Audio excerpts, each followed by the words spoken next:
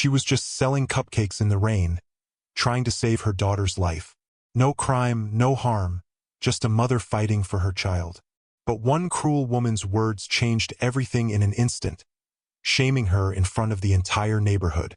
What started as a simple act of survival would soon uncover secrets no one dared to expose. This is the story of Vanessa Cruz, a nurse, a mother, and the woman who took down one of the most powerful men in the country. How far would someone go when justice is on the line? Vanessa Cruz, 26, was no stranger to struggle. A devoted mother and a Harvard-trained nurse, she balanced long hours at the hospital with raising her adopted daughter, Mia, who battled leukemia.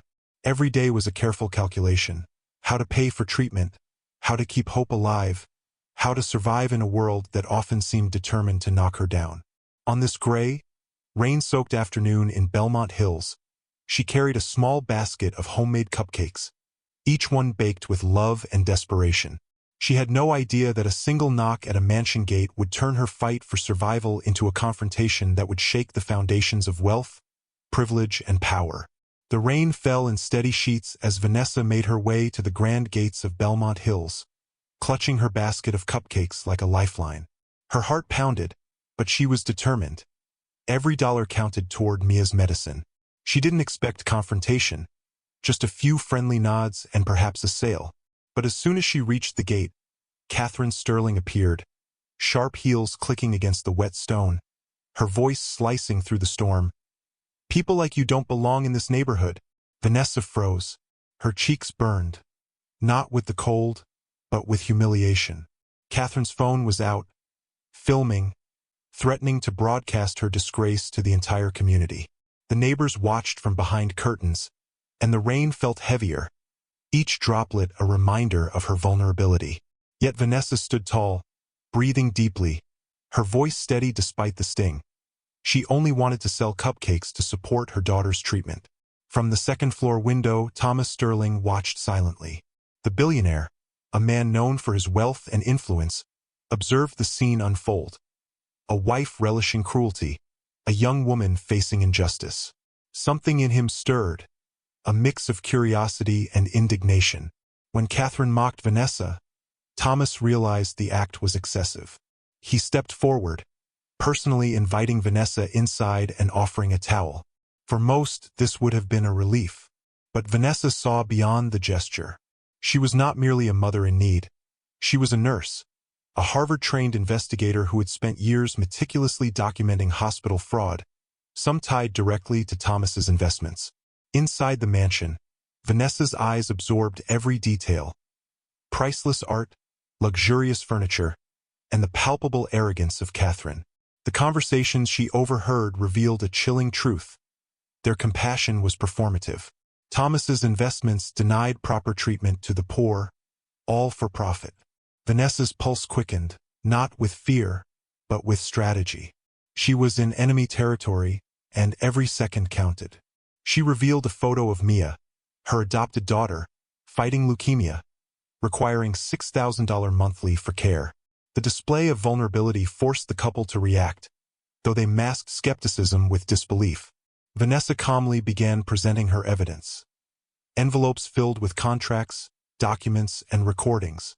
Thomas's secretary, Sophia, unbeknownst to Catherine and Thomas, had been an undercover FBI agent supplying Vanessa with confidential materials. The young nurse laid out every detail of the hospital fraud, patient neglect, and federal investigations she had compiled. Catherine laughed dismissively, but Thomas's eyes narrowed. He recognized the calculated precision in Vanessa's demeanor. This was not desperation, it was strategy. She was a predator in the lion's den, and the prey had yet to realize the trap closing around them. The tension in the room thickened with every envelope, every revelation. Thomas shifted nervously, his usual composure cracking as he offered donations, hush money, and reassurances, all of which Vanessa refused with icy calm. The storm outside mirrored the storm inside the mansion. And just when it seemed Thomas might regain control, the doorbell rang. A new presence entered, a federal prosecutor, Daniel Lee, along with 3 agents. Their arrival was the tipping point. The trap Vanessa had meticulously prepared was complete, and the walls of privilege and arrogance were about to crumble. The mansion's grand hall was silent, tension thick enough to choke.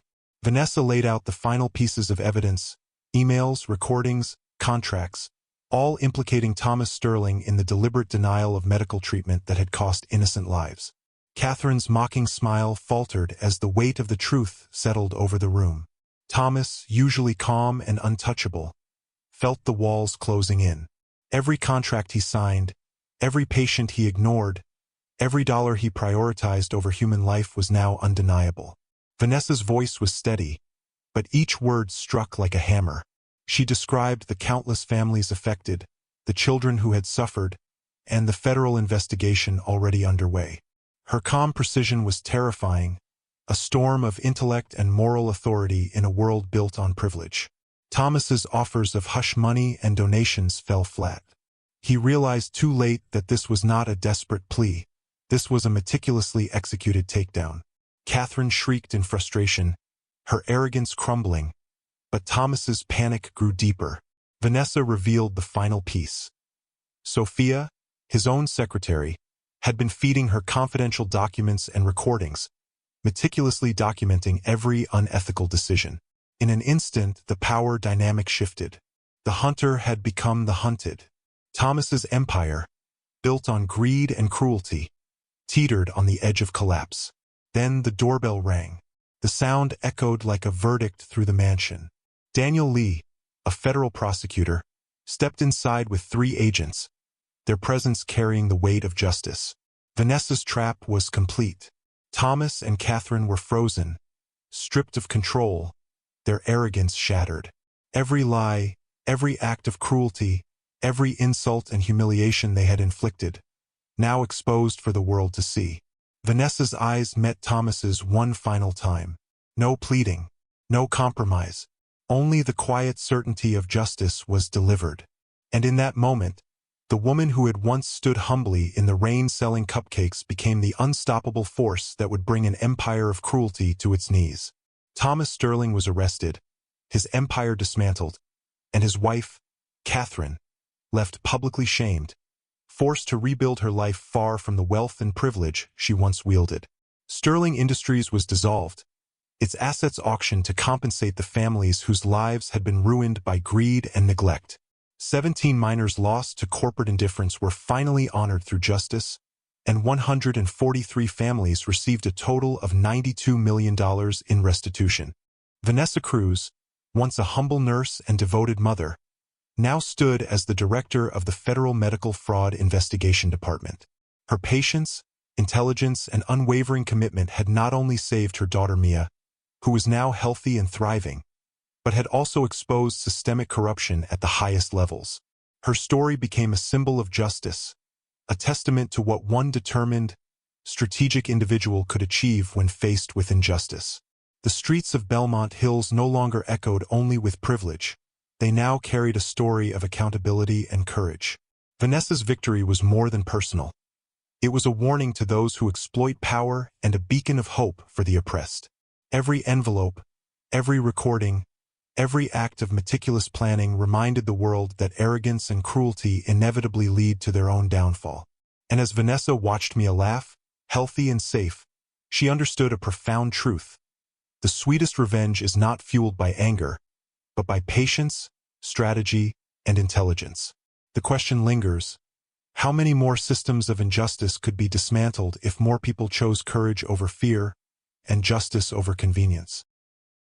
What would you have done if you were in Vanessa's place, standing up against wealth, privilege, and cruelty to fight for justice? If the story of courage, strategy, and the triumph of truth inspired you, make sure to show your support. Don't forget to like this video, share it with others, and subscribe to the channel for more powerful, real-life stories that challenge injustice and celebrate those who stand up against it.